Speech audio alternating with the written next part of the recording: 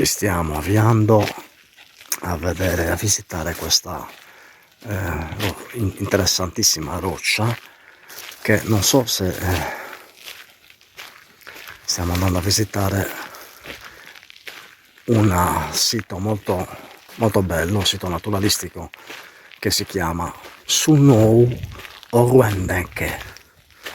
Sunou Orwendeke, nome particolare. La roccia che cade è un posto non conosciutissimo, è uno dei posti più belli della Sardegna, in una zona molto selvaggia della Sardegna. Ci troviamo dalle parti di Austis e Teti, quindi siamo proprio al centro della Sardegna.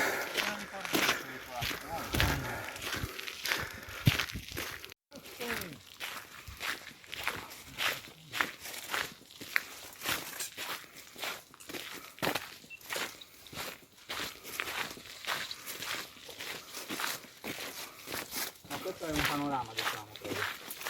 La strada dove si diceva l'unione di pietra. Non si può passare qua, Luca. Tanto che si apre dall'altra parte. E qui non c'è la strada, qua, aspetta.